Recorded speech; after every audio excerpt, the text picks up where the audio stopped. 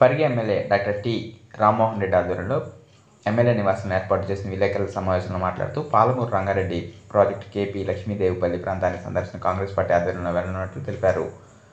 ఆ ప్రాంతంలో ఇప్పటి ఉప ముఖ్యమంత్రి బట్టి విక్రమార్క పాదయాత్ర ద్వారా గతంలో ప్రాజెక్టు స్థలాన్ని సందర్శించి మీటింగ్ పెట్టారని తెలిపారు. రంగారెడ్డి జిల్లా తెలంగాణ గుండెకాయలాంటి జిల్లాకు సాగునీరు ఇవ్వకుండా బీఆర్ఎస్ పార్టీ అన్యాయం చేసిందని, మేడిగేట్లో వేలాది కోట్లు దోచుకున్నారు కాబట్టి ఈరోజు పారులు వస్తుంది. నేడు ఏ ముఖం పెట్టిన కేటీఆర్ మేడిగడ్డకు వెళ్లారని తెలిపారు. జీతాలు మొదటి తారీఖున ఇస్తున్న కాంగ్రెస్ ప్రభుత్వం 7 లక్షల కోట్లు అప్పు చేసి రాష్ట్రాన్ని దివాలా తీసేటట్టు బీఆర్ఎస్ పార్టీ చేసిందని, కాంగ్రెస్ పార్టీ ఇచ్చిన 6 గ్యారెంటీల హామీల మేరకు ఒక్కోటిగా అమలు చేస్తున్నాం. మొన్న 200 యూనిట్లు ఉచిత కరెంటు, 500 సిలిండర్ ధర అమలు చేస్తున్నామని తెలిపారు. ఇప్పుడు కేపీ లక్ష్మీదేవిపల్లి ప్రాజెక్టు స్థలం కాంగ్రెస్ పార్టీ ఆధ్వర్యంలో మహబూబ్ నగర్ జిల్లా ఎమ్మెల్యేలు పరిశీలనకు వెళ్తున్నారు. కావున వికారాబాద్ జిల్లా తరఫున మేము కూడా వెళ్తున్నామని, కావున ప్రభుత్వం సాగునీరు ప్రజలకు ఇవ్వాలని దృఢ సంకల్పంగా ఉందని తెలిపారు. ఎమ్మెల్యే బీఎంఆర్ కష్టపడి తెచ్చుకున్న తెలంగాణలో నీళ్లు, నిధులు, నియామకాల పీరియడ్ సాధించుకుంటే బీఆర్ఎస్ పార్టీ ఆశలు అడియాసలు చేసింది. కేసీఆర్ను మహబూబ్ నగర్లో ఎంపీగా గెలిపిస్తే సాగునీరు తెస్తానని చెప్పి తదనంతరం ముఖ్యమంత్రి అయ్యి 1 ఎకరానికి కూడా నీళ్లు ఇవ్వని ప్రభుత్వం గత బీఆర్ఎస్ ప్రభుత్వాన్ని తెలిపారు. కావున ముఖ్యమంత్రి రేవంత్ రెడ్డి ఆధ్వర్యంలో ఖచ్చితంగా సాగునీరు జిల్లాకు తెస్తామని తెలిపారు. జడ్పీ చైర్పర్సన్ సునీత మహేందర్ రెడ్డి గత ప్రభుత్వ నిర్లక్ష్యం మూలంగా వికారాబాద్ జిల్లాకి సాగునీరు రాలేదు. ముఖ్యమంత్రి రేవంత్ రెడ్డి ఆధ్వర్యంలో ఖచ్చితంగా సాగునీరు తెస్తామని తెలిపారు. తెలంగాణ ప్రదేశ్ కాంగ్రెస్ కమిటీ ఆధ్వర్యం లోపల పాలమూరు రంగారెడ్డి లిఫ్ట్ ఇరిగేషన్ గురించి గతం లోపల కాంగ్రెస్ గవర్నమెంట్లోనే 2013 సంవత్సరం లోపల జురాల నుంచి సాగునీరు తీసుకొచ్చి మహబూబ్ నగర్, రంగారెడ్డి, కొంత భాగం నల్గొండ డిస్టిక్ కూడా ఇవ్వాలని కాంగ్రెస్ ప్రభుత్వంలోనే ఈ ప్రాజెక్టును చేపట్టడం జరిగింది.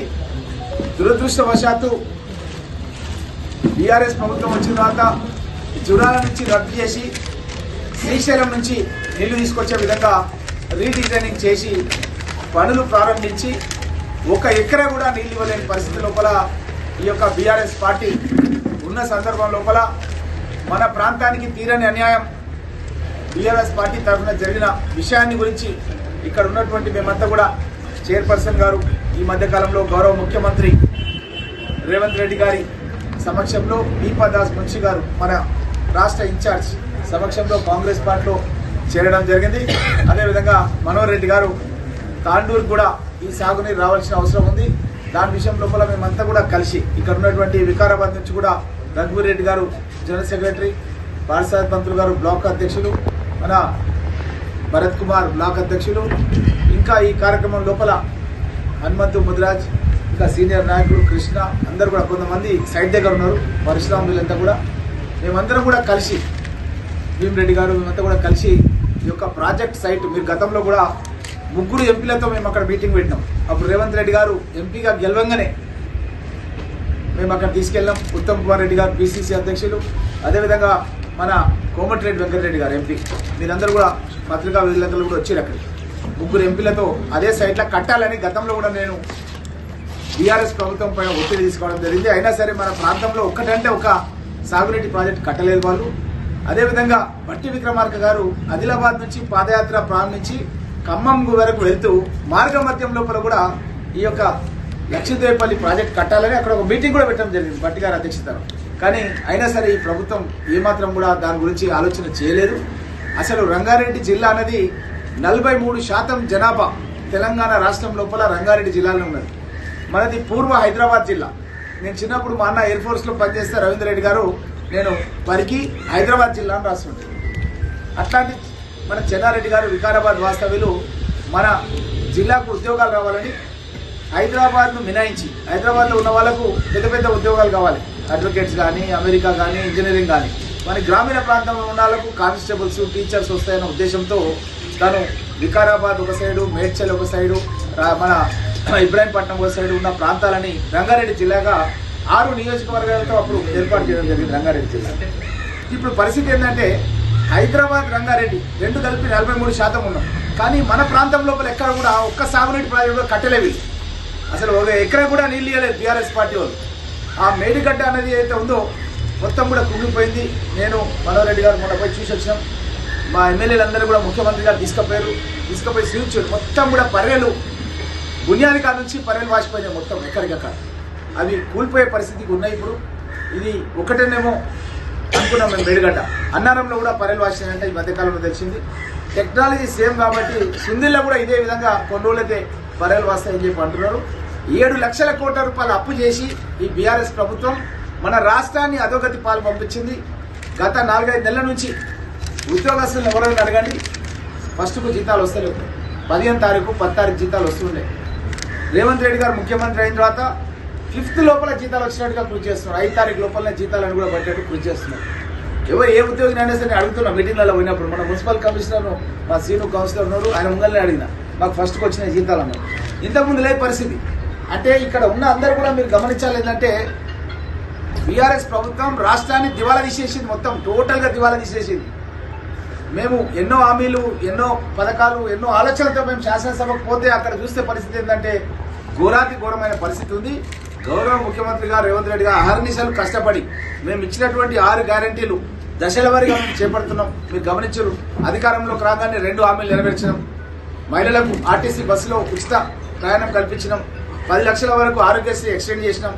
మొన్ననే చెవెళ్ళ మీటింగ్ రోజు 200 యూనిట్ల వరకు కరెంటు ఫ్రీ. తెలంగాణ రాష్ట్ర వ్యాప్తంగా తెల్ల రేషన్ కార్డు ఉన్న వాళ్ళందరూ కూడా కరెంటు ఫ్రీ ఇచ్చినాం. ఇంట్లో గతంలో కాంగ్రెస్ గవర్నమెంట్ ఉన్నప్పుడు రాజశేఖర రెడ్డి గారు వ్యవసాయాన్ని కూడా ఇచ్చాడు. నేను మొన్న లెక్క చేసిన, నాకు చిత్యాల నుంచి వెంకటరెడ్డి అని ఇక్కడ అందరికి తెలిసి ఫోన్ చేసాను. నాకు ఫోన్ చేసి ఏంది పథకాలు అంటే అడిగాను, నీకు ఎన్ని ఉన్నాయి మోటార్లు అని అడిగిన. 6 మోటార్లు ఉన్నాయి అన్నాడు. లెక్క తయారు చేసినాం ఫోన్లోనే. అప్పుడు 2004 నుంచి ఇప్పటివరకు లెక్క తయారు చేస్తే 6-7 లక్షల రూపాయల బిల్ అవుతుండే. ఆయనకు 6-7 లక్షల రూపాయల బిల్ అవుతుండే. ఆ రోజు రాజశేఖర రెడ్డి గారు మొట్టమొదట సంతకం ఉచిత విద్యుత్ పెట్టిండు. అది కొనసాగించాల్సిన పరిస్థితి క్రియేట్ చేసినాం కాబట్టి బీఆర్ఎస్ వాళ్ళు కొనసాగించారు, లేకపోతే తీసేస్తున్నారు. అది తీసేస్తే గవర్నమెంట్ పడిపోతుంది కాబట్టి అది కొనసాగించారు. ఆ ఘనత కూడా కాంగ్రెస్ కలుగుతుంది. రైతాంగానికి ఇచ్చిన ఉచిత విద్యుత్ ఇప్పుడు ఇంటికి కూడా కరెంటు ఉచితంగా ఇచ్చే విధంగా రేవంత్ రెడ్డి గారు నిర్ణయం తీసుకొని ఆల్రెడీ స్టార్ట్ చేసేసినాం. ఆల్రెడీ 0 బిల్స్ కూడా వచ్చేసినాయి అందరికి. ఫోన్లలో, వాట్సాప్లలో ఎక్కడ చూసినా సరే అదే పెడుతున్నాం. కాబట్టి అన్ని హామీలు కూడా నెరవేరుస్తాం తప్పకుండా. ఇక్కడ ఉన్నటువంటి ముఖ్య నాయకులకు అందరూ కూడా ఏంటంటే మీరు ప్రజల్లోకి తీసుకెళ్లాలి.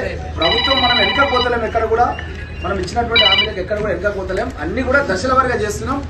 ఎందుకంటే 7 లక్షల కోట్ల రూపాయలు అప్పుతో ఇచ్చారు, ఆస్తులు తయారు చేయలే. మరి ఎట్లా తయారు చేయలేదంటే నాణ్యత లోపించినటువంటి ప్రాజెక్టులు కట్టారు. అవి దేనికి పనికిరాని పరిస్థితి ఉన్నాయి.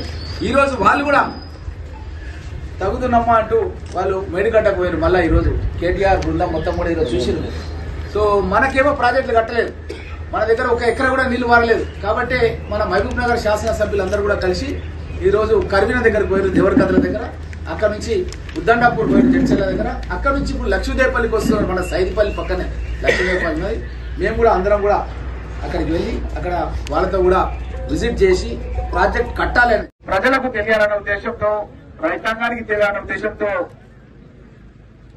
వంశీచంద్రెడ్డి గారు ఏఐసిసి సెక్రటరీ మరియు సిడబ్ల్యూసి సభ్యులు గతంలో నాతో పాటు సహచార శాసనసభ్యులుగా ఉన్నారు.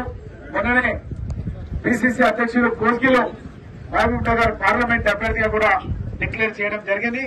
వారికి స్వాగతం తెలియజేస్తూ తనతో పాటు నా సహచార శాసనసభ్యులు ఎన్ఎం శ్రీనివాసరెడ్డి గారు మహబూబ్ నగర్, అదేవిధంగా శివసేన రెడ్డి గారు యూత్ కాంగ్రెస్ అధ్యక్షులు, తాండూరు శాసనసభ్యులు మనోరెడ్డి గారు, చైర్పర్సన్ మన వికారాబాద్ జిల్లా పరిషత్ సునీత మహేందర్ రెడ్డి గారు, మన శాంతనగర్ శాసనసభ్యులు మన శంకర్ గారు, మసూద్ రెడ్డి గారు, దేవరకద్ర శాసనసభ్యులు, జడ్చర్ల శాసనసభ్యులు అనిరుద్ రెడ్డి గారు, అదేవిధంగా వాకాటి శ్రీహరి గారు భక్తం శాసనసభ్యులు మరియు చాలా మంది మండల నాయకులు, కార్యకర్తలు, పత్రికా మిత్రులు, ఎలక్ట్రానిక్ మీడియా మిత్రులందరూ కూడా నమస్కారం తెలియజేస్తూ ఈ గడ్డ మీద పాలమూరు రంగారెడ్డి ప్రాజెక్టు కట్టాలని గతంలో కూడా 3 ఎంపీలతో ఇప్పుడు ముఖ్యమంత్రిగా ఉన్నటువంటి రేవంత్ రెడ్డి గారు ఎంపీగా గెలిచిన కొన్ని రోజులకి అప్పుడు ఉన్నటువంటి పిసిసి అధ్యక్షులు ఉత్తమ్ కుమార్ రెడ్డి గారిని, అదేవిధంగా కోమటిరెడ్డి వెంకరెడ్డి గారిని, ఇప్పుడు మంత్రిగా ఉన్నారు ఆర్ఎండ్బి మినిస్టర్ గా, ఇరిగేషన్ మినిస్టర్ ఉన్నటువంటి ఉత్తమ్ కుమార్ రెడ్డి గారిని అప్పుడు ఇదే గడ్డ మీద ఆ రోజు వంశీచంద్రెడ్డి గారు కూడా తను కూడా ఈ కార్యక్రమంలో పాల్గొన్నారు. ఆ విధంగా మేము ఆ ప్రభుత్వంలో కూడా బీఆర్ఎస్ ప్రభుత్వంలో కూడా ఈ కొందూరుకు పరిగి, లక్ష్మీదేవి పరిగి, ఎందుకంటే మా పరిగి భూములు దీంట్లో కొందరుకు భూములు ఉన్నాయి. అంటే సగం భూములు మారున్నాయి, సగం భూములు కొందరుకు శాంతవరం ఉన్నాయి. ఈ భూసేకరణ సంబంధించిన కార్యక్రమం కూడా కొంత స్టార్ట్ చేసి ఆపేసారు.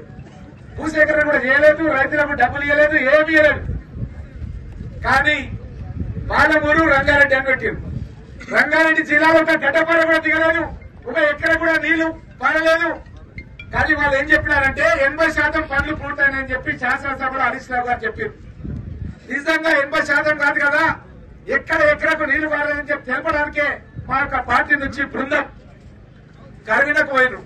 నేను 14లో ఎమ్మెల్యేగా ఉన్నప్పుడు కేసీఆర్ నాకే టెంకాయ ఇచ్చి కొట్టించాడు కరీంనగర్. కానీ అసలు పనులే రాలేదు మా దగ్గర. ఆ తర్వాత ఉత్తరాపూర్ కూడా పోయినాం.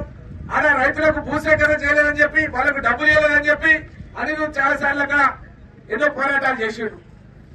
ఆ విధంగా చర్చలలో కూడా పనులు వాళ్ళకు కూడా పనులు చేసిండ్రు.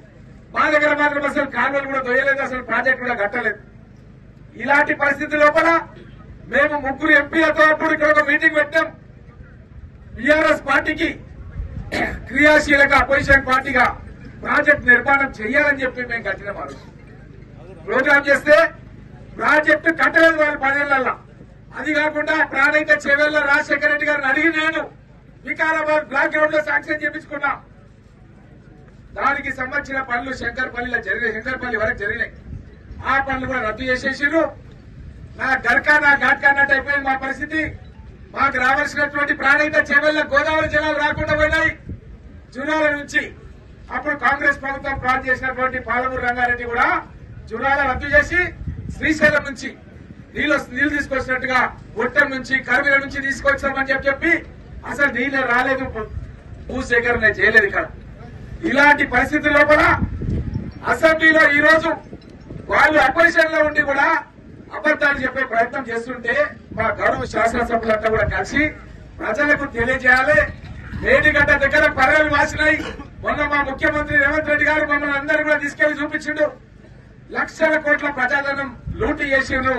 అక్కడ ప్రాజెక్టులు మేడిగడ్డ పర్యలు వాసింది, అన్నారం కూడా పర్యలు వాసింది, సుందిలో కూడా సేమ్ టెక్నాలజీతో పర్యలు వాస్తుందని చెప్పి ఆల్రెడీ నిపుణులు చెప్తున్నారు.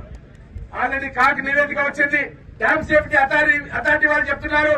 ఇప్పుడు కేంద్ర ప్రభుత్వం నిపుణుల బృందాన్ని పంపిస్తుంది.